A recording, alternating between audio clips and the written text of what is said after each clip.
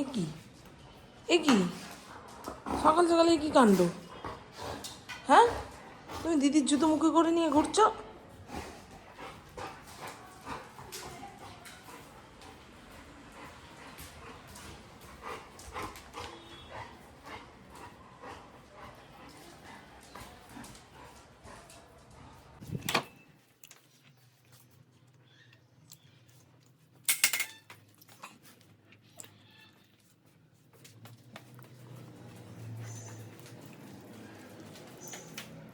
দেখো অবস্থাটা, চোর মনে হয় কোথা থেকে চুরি করে ফিরলো। মালপত্র কোথায়? চুরির মাল কোথায়? শুধু চোরের মতো তাকালে হবে না, চুরির মালপত্র আমাকে দেখাতে হবে। আজকে সন্ধ্যেবেলায় মায়ের বাড়িতে যাব। 5টা বছর হয়ে গেল আমার বাবু চলে গেছে।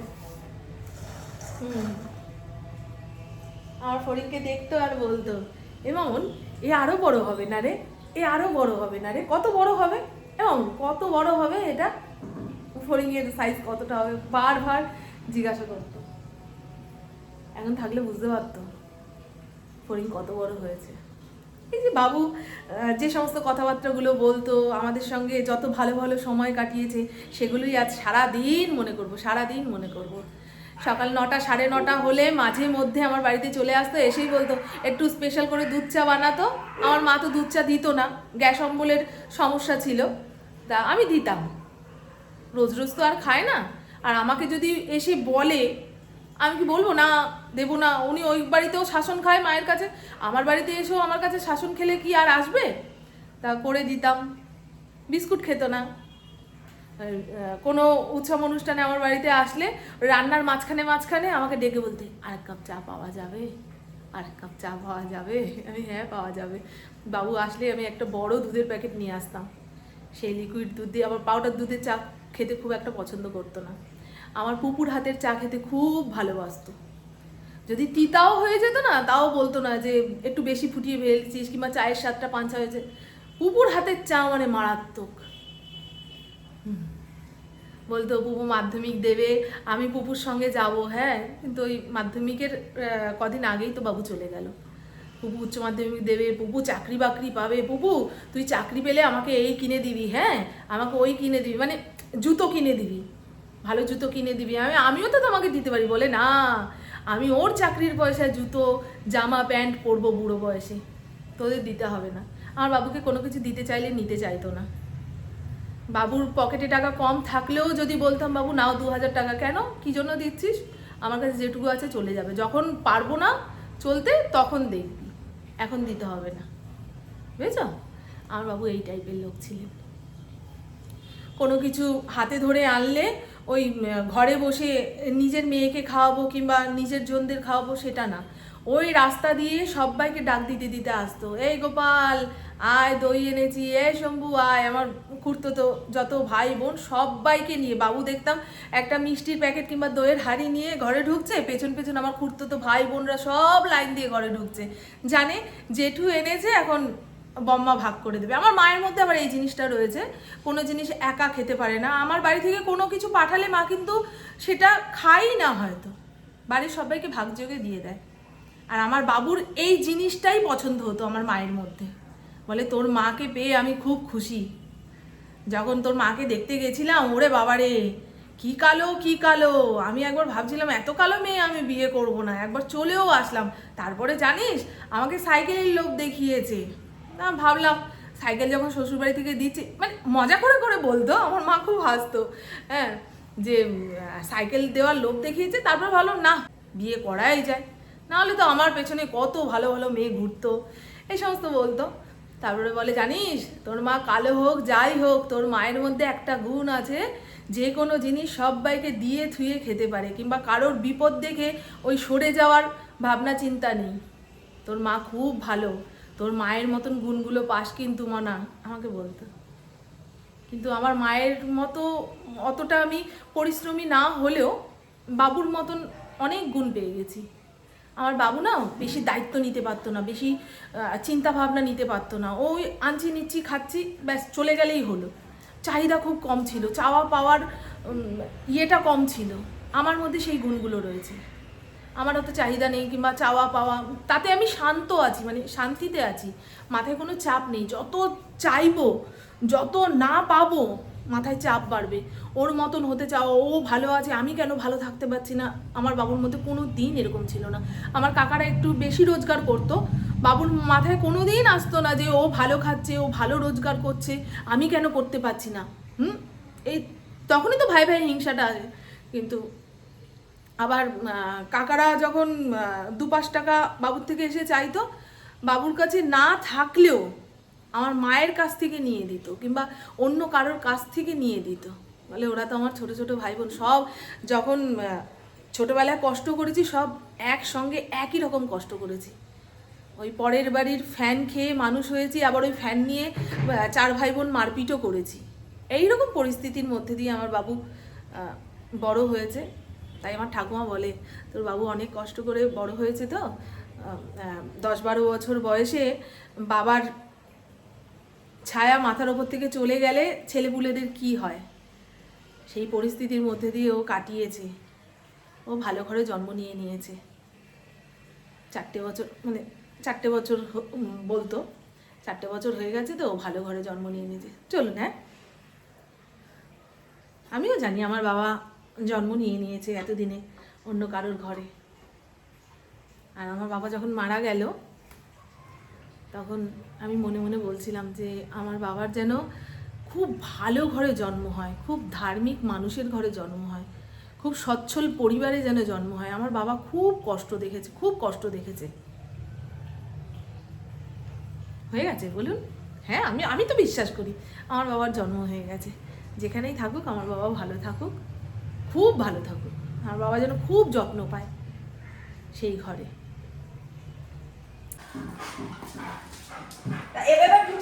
আবার তুই মিষ্টি আনতে গেছিস কেন? নাটক করবে না? বড় হয়ে গেছে, বেশি বড় হয়ে গেছে। জিজ্ঞাসা করে অরুণ আইসক্রিম খাবি না ঢোকলা খাবি, ও বললো যে আমি ঢোকলা খাবো।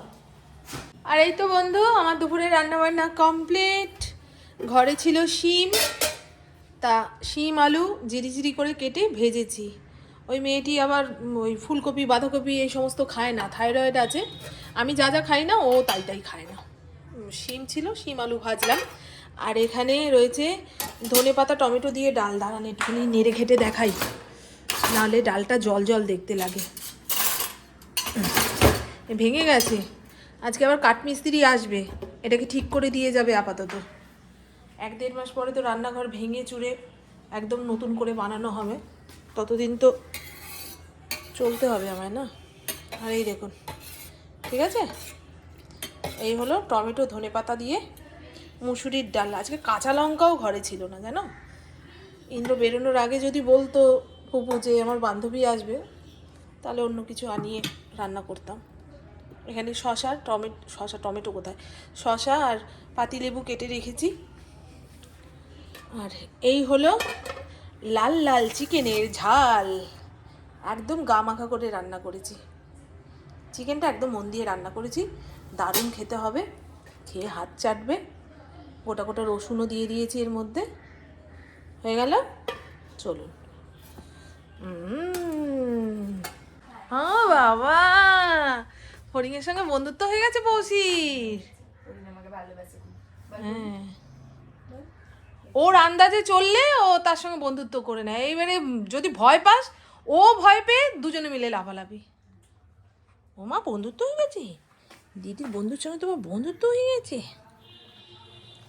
এমা, তোরা যখন খেতে চাইবি আমি খেতে দিয়ে দেবো। এখন খাবি? চল না, খেতে দিয়ে দিই। পৌষি আর পুপু নিচের ঘরে বসে লেখালেখি করছিল, আমি উপরের ঘরে গিয়ে ভিডিও এডিটিং করেছি। বিকেলে চা খাওয়া হয়নি, কুলফি খেয়েছি, হয়ে গেছে ঘটনা। এখন পৌষি বেরোবে 7টা না কত, ট্রেন না ধরতে পারলে ও বাড়িতে সময় মতো পৌঁছাতে পারবে না। অনেকক্ষণ বাদে করে ট্রেন থাকে ওদের বাড়ি পৌঁছানোর জন্য। তা পুপু ওকে স্টেশন পর্যন্ত দিয়ে আসবে, তারপরে ইন্দ্রও যাবে। দেখাই দাঁড়া, ওই দেখ, ওকে জিজ্ঞাসা করছে তোদের ওখানে কালা জাদু হয়। হ্যাঁ মোবাইল হয় তো। এই কেন বলছো ওকে এরকম বারবার? পৌষি যখন রেগে গিয়ে দুটো কথা বলে দেবে তখন বলবে দেখো আরে মা আমি বলিনি মা। এখনকার বাচ্চা কাচ্চারা বড়দের সম্মান দিতে জানে না। না রে মা আমি কোনদিন বলিনি। বলছো ওরকম? ও মিথ্যা কথা বানিয়ে বলেছে আমার না। শুনতে দেখেছো পেয়েছিস তো? তুই? আর বাবা এখন বলছে শুনতে পেয়েছিস তো তুই? হ্যাঁ। ঠিক আছে? ইন্দ্র ওই পৌষিকে আর পুপুকে নিয়ে স্টেশন পর্যন্ত যাক, তারপরে এসে আমাকে নিয়ে আমার বাপের বাড়িতে ফেলবে। এই দিদি আমার। ইন্দ্র 5টার সময় আসছে জানেন, আজকে কাজের চাপে সময় মতো আসতে পারিনি। 5:30 5:30টায় এসছো? আমি তো তখন ঘুমিয়েছি। ঘুমন্ত মানুষটাকে ডেকে তুলে জিজ্ঞাসা করছো তুমি ঘুমিয়ে পড়েছো? তো মামন তুমি ঘুমিয়ে পড়েছো? কেমন বিরক্ত লাগে যখন দেখছো মরার মতন পড়ে রয়েছে মানে ঘুমিয়ে পড়েছে, না তাকে টেনে ঘরে ঢুকে নিয়মিত দেবীকে স্মরণ করা। কি দেবীকে স্মরণ করা? আমি খেটে পিটে একটুখানি শুয়েছি, তুমি আমাকে স্মরণ করার জন্য ঘুম থেকে তুলে দিচ্ছ? আমার দেবী ঠাকুর। আমি তো ওইগুলো পছন্দই করি না, এরকম কাণ্ড করে গো। চলেন বন্ধু, হ্যাঁ আজকে তো আমার বাবার বাৎসরিক, তা মা সেরকম কোনো আয়োজন করে না। ঠাকুমা বলেছিল কীর্তন পাঠ দেবে, আমার বাবা বেঁচে থাকাকালীন কোনো দিন এই কীর্তন পাঠে ভক্তি ছিল না। তার মৃত্যুবার্ষিকীতে ওই সবাই মিলে খোল করতাল বাজিয়ে কীর্তন পাঠ, ওগুলো কেমন কেমন যেন একটা লাগে। তা বাবুর জন্য একটু মিষ্টি নিয়ে যাব, বাবুর নাম করে নিয়ে যাব, বাড়ির সবাই খাবে। আর ফুল মিষ্টি ফুল মালা এগুলো তো নিয়ে যেতেই হয়। যে চলে গেছে তার অভাব কখনোই কেউ পূরণ করতে পারবে না, বাবা মায়ের কথা বলছি। তা মা যতদিন বেঁচে থাকবে প্রত্যেকটা মুহূর্তে মায়ের পাশে গিয়ে দাঁড়ালে মা ভাববে না আমি একা নই, আমার পাশে আমার মেয়ে আছে।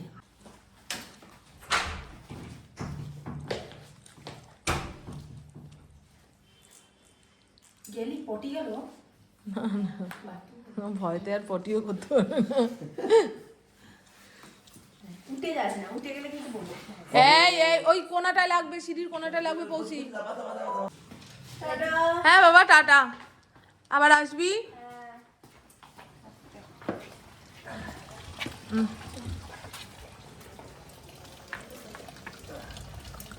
সামনে বিয়ে বাড়ি, যাও ওকে দিয়ে আসো, আমি অপেক্ষা করছি। হ্যাঁ হ্যাঁ তালা বেড়েছো? চাবি নিয়েছো? হ্যাঁ তুই তো দেখতে পাচ্ছি না। তালা বেড়েছো? অপেক্ষা করবো। সব করেছি। বাড়ি থেকে বেরোনোর পরে এত কোশ্চেন জিজ্ঞাসা করবেন, আমি থতমত পেয়ে যাই, কনফিউজ হয়ে যাই। ফুলের দোকানে দাঁড়াবো। হ্যাঁ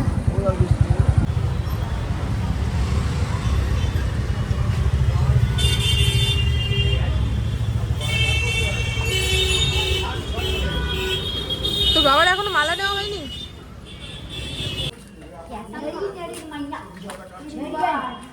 কেন কিছু রান্না বান্না হচ্ছে নাকি? কচুরি করছি আমরা। ও বাবা, আলুর দম হচ্ছে। হ্যাঁ, আর আলুর দম আর কচুরি। ইয়ে ইন্দ্রের জন্য বাঁধাকপি নিয়ে যাবি। হ্যাঁ, আচ্ছা মাছে মাথা দিয়ে করছি। কোথায় রেখেছো? এই যে এই যে ওর গলায়।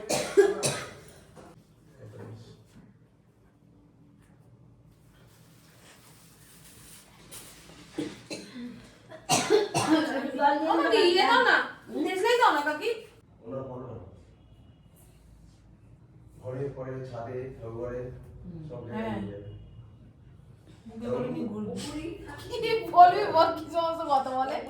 সিসিটিভির মধ্যে দেখতে হয়। বাড়িঘর দেখাবে। আমার বাবা কি সিসিটিভি ক্যামেরার কাজ করবে নাকি? সারা বাড়ি ওরকম দেখবে মায়ের কোলে বসে? বলে কি বাবার ফটোটা আপনি সারা বাড়িতে নিয়ে নিয়ে ঘুরবেন। টুইটি ভাই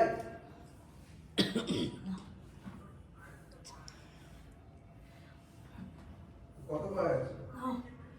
যেখানেই থাকো ভালো থাকো, শান্তিতে থাকো। আরে চাদরটা করলাম, বাতি বুতি চলছে। কিছু না।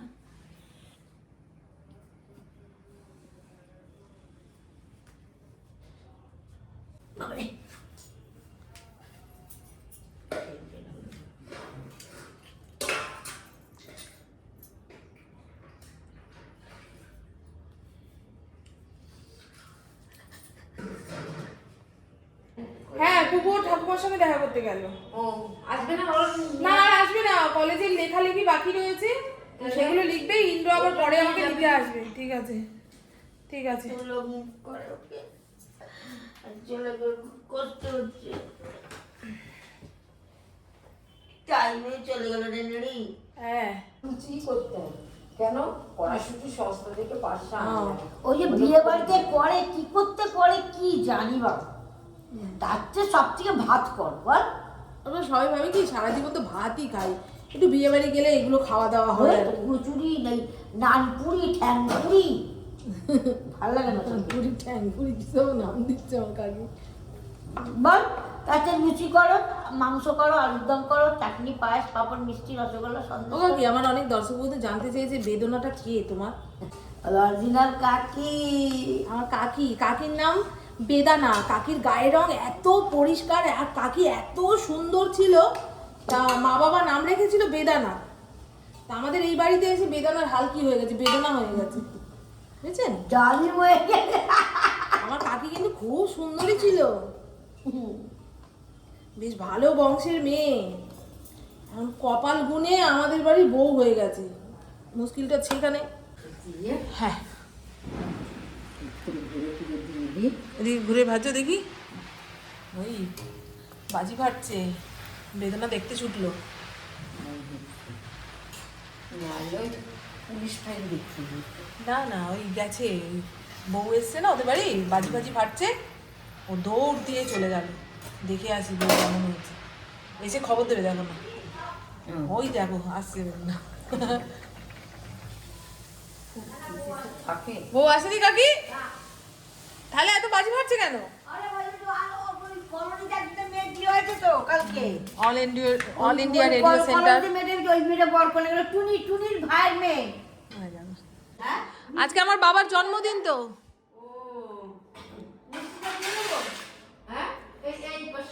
এই যে বাবাকে, হ্যাঁ তোরে মামুনিকে কিসে দেবো?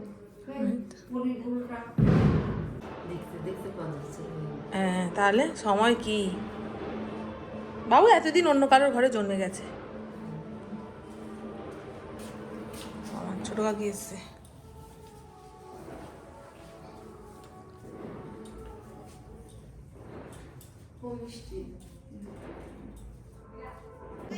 যাও আমি খেতে দেবো, যাও, কথা শোনো, যাও যাও। অর্পিতাকে ডাকতে এসছে, পেটে খিদা লেগেছে না মা। টাইম, 10টা টাইম। হ্যাঁ, দেখ না দেখ না, আমার বাপের বাড়ির যত আলাপ আলোচনা অনুষ্ঠান সব মিটে গেছে। এখানে মা খাবার বেঁধে দিয়েছে, কাকি আবার সুন্দর করে প্যাক করে দিল। আমার ফটোটা তুলে নে। এই তো ও বেদনা। দিয়ে যাবে, ফোন করেছিলাম। এই যে tata tata tata tata, bye bye. তো চলুন বন্ধু, এবারে বাড়ি গিয়ে যা খেতে দেওয়ার দেবো। ওনারা তো আবার লুচি এই সমস্ত খাবে না, তা খাবার দাবার গুছিয়ে খাইয়ে দাইয়ে আমি নিজেও ঘুমাবো, এদেরও ঘুমাতে হবে। কাল সকাল সকাল উঠবো, পুকুর কলেজ রয়েছে, ভেবে রেখেছি কি টিফিন দেবো না দেবো। কি বলবে কিছু? না না, তাহলে পায়ে পায়ে হাঁটছো কেন?